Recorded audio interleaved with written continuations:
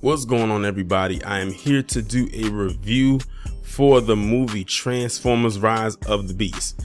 Now, I have to be completely honest with you. I felt all the way off on the Transformers movies when Shia LaBeouf left the franchise back in, when was the last one I saw him in? 2012? 2011. It was one, I think it was maybe 2011 when he left the franchise, and then they brought Mark Wahlberg in. At that point, I was no longer interested in anything Transformers related. To me, it almost got like the Fast series, and y'all know how I feel about that, which is why you didn't get a review for it, and you never will, because it turned into that. It almost became silly. And I just decided, you know what, I'm not going to watch it at all. Like, I'm completely falling off of it. If they never bring it back, it is what it is. I have my memories with the first three films. Then they released Bumblebee. I still have not watched Bumblebee yet, but from what I've heard, people said Bumblebee was actually a pretty good movie. And I was one of the people saying to myself, I understand that Bumblebee's a fan favorite, and that's probably why they gave it a movie. But I still didn't understand why they gave it a movie. And from everyone that I saw who saw it, said that it was a pretty decent Transformers movie, even though it was on a single character. So, and it was actually recommended. Someone told me that I should watch it. So I'll probably watch it eventually whenever I do get the time to actually watch it. So then I find out that they're coming out with this movie, Transformers Rise of the Beast. And I said, you know what?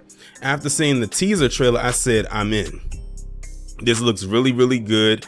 And, you know, they're introducing new characters, namely the Maximals from Beast Wars. Now, I never watched Beast Wars, even though it came out when I was really, really young. I wasn't even a Transformers watcher, because Transformers came out in the 80s. I was born in the late 80s, so by the time I would be old enough, Transformers was probably off the air by then.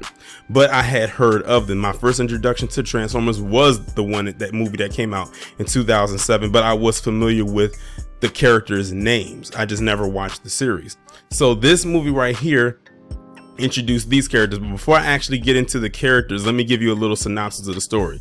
So Transformers Rise of the Beast is about these I guess you could say these other Transformers called the Maximals, who have to protect this ancient key in order for this being, this entity known as Unicron, from coming into their world and basically turning into Galactus. Unicron is basically like this giant being that kind of reminds you of Galactus, kind of like when you see the movie and how it maneuvers. It does remind you of Galactus, and it pretty much has the same powers as Galactus, because Galactus is basically a swallower of planets. It basically goes around from planet to planet and just consumes all of it for energy purposes to survive. That's how it is able to live, and that's basically what Unicron is, but basically an alien robotic version of it.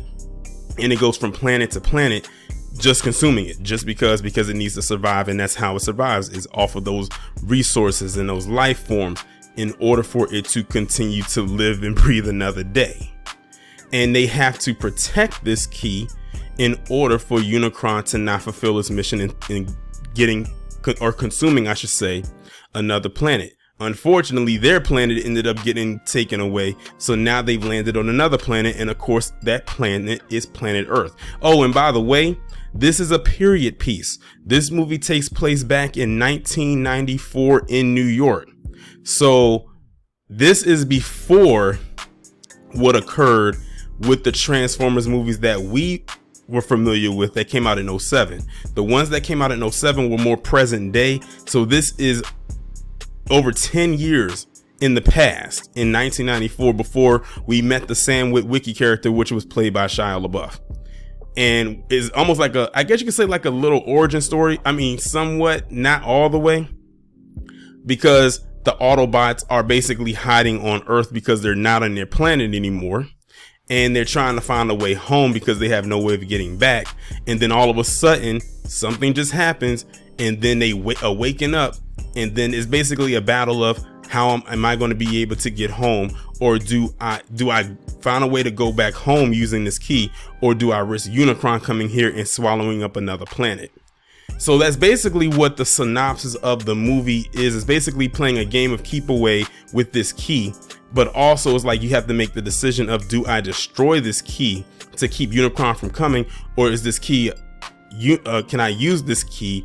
It's like a port key in order to go back home, but still run the risk that Unicron is going to come through that portal. So yeah, it's kind of, it's a definition of being stuck between a rock and a hard place, because if Unicron not only gets a hold of that key, it makes it easier for him to go to different planets a lot faster than he was before he actually had the key. Because before he had the key, it was a slow travel. But with the key, he's able to maneuver at almost warp speed. So he could go through probably engallop and consume an entire galaxy in warp speed, which they have to avoid from happening. But like I said, this movie has new characters.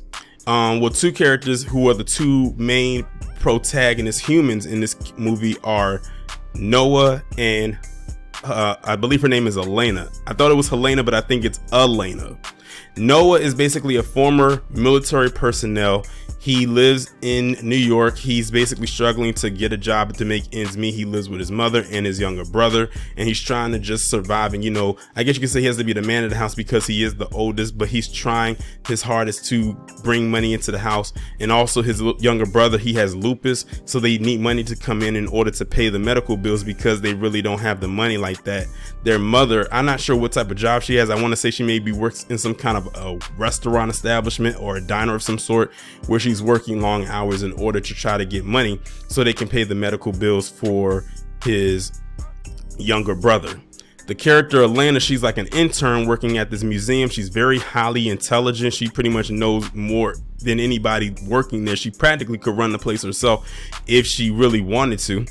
And she basically, her character is such an intricate part of this movie, and I think it's actually dope, because that's one of the pros I have with this movie, and I'm gonna say it right now, is that the humans in this movie actually served a purpose. That was an issue that a lot of people had with the former Transformers movies, is that they felt the humans got in the way too much. But in this one, the two main protagonists actually served the purpose, especially her character. Like, she really was the brains of the operation. She was able to put stuff together and was able to maneuver in ways that the Autobots could not move. And if you see the movie, you'll know exactly what it is that I'm talking about. But now it's like they basically have come together. I'm not gonna say exactly how it happens, and they have to figure out a way how to get this key and either destroy it or use it to their advantage, but still hope that Unicron doesn't come through that portal. But along with the two humans that we have in here as new characters, we also have some new robots, Autobots. I'm gonna start with the Autobots first. Of course, we have the return of Optimus Prime, you know, the leader of the Autobots. We have Bumblebee as well. Those two, I think, are the only two ones that I recognize the most from the previous films. But with that, you also have Mirage. Mirage was probably one of my favorite characters in this movie. He basically has the ability to turn himself into any type of vehicle. Think of Mystique from X-Men, how she can shapeshift. He's almost like a shapeshifter. He can also make multiple copies of himself, so he can maneuver and get around his enemies a little bit more better. You also had RC, who was a female Transformer. And to my knowledge, I believe RC is like the first female Transformer ever established, so I think that's dope that they had her in there. Also, I can't remember their names, but one of them was like a plane and another one was like a van, and I feel like it was another one that I'm missing. Forgive me if I forget it. I just got out of the theater, so y'all gotta forgive me. But that's pretty much rounding out the Autobots. But also with the new Autobots, you have these individuals called Maximals. Now, these are the Beast characters. You know, when they say Rise of the Beast, these are the Beast characters. And let me tell you, they looked so dope. And I think it's so dope that they actually when they were in their beast form, they looked like robotic versions of their actual selves. So to run down who the Maximals are, you have Optimus Primal, who is a gorilla, and he was basically named after Optimus Prime, hence the name Optimus Primal. Then you had Air Razor, which was an eagle. You had Cheetor, which was a cheetah. You had Rhinox, which was a rhino. And I feel like it was another one. I could be wrong, but I think that pretty much rounded out all of the Maximals that was in this movie. And I liked pretty much all of their characters. They pretty much were all dope. They had all pretty much good abilities, especially in that third act. Then of course you had additional enemies. You know, this was a Megatron-less film. Like I said, we already mentioned Unicron. He's like Galactus. He's like extremely evil, but he also had a right-hand man named Scourge. And let me tell you something, Scourge was giving Optimus Prime them hands and feet and anything else it could use as a weapon in this film. Like throughout the film too, like not just on one occasion, but on multiple occasions all the way up until the end. Scourge was that dude.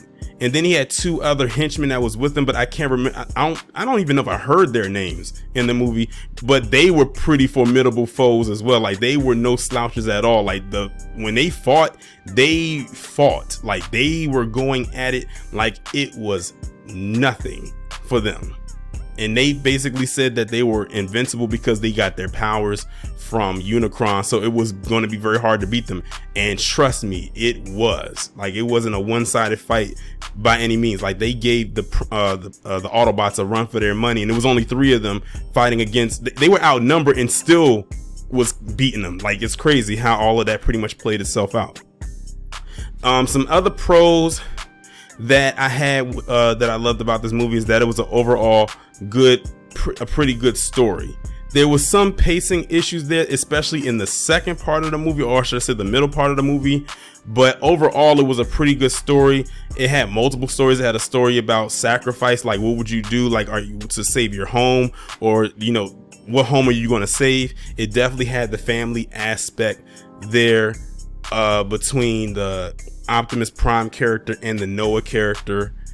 And you know, I like when they have stories like that, when they can combine stories like that in a movie like this, but also tell it well at the same time. And by the way, not for nothing, but I just thought I would throw this in here. This movie was actually directed by a black man. Michael Bay had nothing to do with the direction of this movie. This movie was directed by a black man. I believe his name is Christopher Stapleton, or Chris Staple. I forget his name. Y'all, I'll probably look him up a little bit and you'll see exactly who I'm talking about. But yes, it was a black man. I forgot it was another movie that he had directed. I'm sure many of you have seen, but I have a feeling that he's going to have a pretty bright future going forward as far as being a director in this business. Another pro that I had is that I liked how they didn't make Optimus Prime be so clunky. You know, in the previous films, he was this big clunky being that looked like he probably could barely fit through a doorway. In some cases he couldn't because he was that big, but they made him so big and clunky. But in this one, they actually had him look like his self from the cartoons, which I heard a lot of fans were very pleased to see that he actually looked like himself from the cartoon and translated into this film, and not have him look like he was on roids or anything like that throughout this movie. Another thing that I loved about this movie is because it took place in 1994 was the music. The soundtrack that they used for this movie was absolutely phenomenal. As somebody who was born in '89, I was 5 in 1994. I had very vague memories of the year. I may not remember everything, but when I started hearing the music, it took me back to that time. Like, they had a lot of good music in this movie, and because of the setting of the movie in New York and because of the neighborhood and where they shot it at, it was a lot of hip hop played in there. You know, you had some R&B mixed up in there, so I thought it was a lot of hip hop, like especially in those scenes. And when you see the movie, you'll see exactly what I'm talking about. Like, I know the soundtrack is probably gonna be fire, but I really like that they incorporated it in there so they can tell you, okay, we are in 1994. So this is the music that's played. You can see the cassette tapes, you see the posters on the wall, you know, things that a lot of us growing up at that time, especially if you're older than me, could relate to when you see that. Even the design of the cars, how the cars looked back then. Like, I liked how they let you know that this is the period we're in, because one thing that can take me out of it is if this is supposed to be a period piece and I'm looking at something and I'm like, wait a minute, that wasn't from that year. I was around during that time. Why does that look that way? So I'm glad that they did that as well. Now let's get on to the cons, and I think I only have one or two cons. My first con is the second act of the movie, or the middle part of the movie. I feel like it was a lot of dead space there where they could have implemented a little bit more action there. I understand they have to do a story in order to guide the story along, but I feel like they could have condensed that part a little bit down a little bit more. And I can tell because it was a person sitting next to me, and whenever someone leans into their hand like that, that means they're bored. So that part right there was like that. But then when that third act kicked in, they dropped that hand and they was all into it, just like the rest of us in the theater. So I think that second act was stretched out a little bit too much and had a lot of space in there that they could have cut down maybe for a time. And my other con, without it being a spoiler, because if I say exactly what happens, it is kind of a spoiler, it was something that happened towards the end. It was something that kind of, to me, was unrealistic, even though in the scene it would not happen in real life. But I'm talking about from the perspective of how I see it in the film, is that it just seems so realistic. I'm gonna just put it like this. Imagine trying to be a car holding on to an anchor and thinking that the car is going to be able to pull that anchor without ripping apart. That's just the analogy that I can give y'all, because I don't want to spoil it for you. And that's pretty much where I'm at with that. That part just seems so unrealistic to me. All in all, it was still a good movie. If I had to give it a rating, I would give it a rating of an 8.5 out of 10. It was one of the better Transformers movies. This one actually brought me back into the fold. It actually has me looking forward to any films that they have in the future. And based on how it ended, I think that's definitely going to happen. I know y'all looking at the title right there, and where it says something major is coming. Trust and believe me when I tell you, I'm not over exaggerating. This is not clickbait. Something major is coming based on how they ended this movie, and nobody was expecting how they were going to do this. But I'm gonna tell you like this, how they ended it had everybody literally cheering and applauding loudly. Like, it even almost made my heart like kind of race a little bit with it when they showed it. I couldn't believe they was actually about to do it. But if you see the movie, you'll know exactly what it is that I am talking about. But that's going to conclude my review for Transformers Rise of the Beast. Y'all let me know what y'all think about this down in the comments, and I will talk to you in the next one.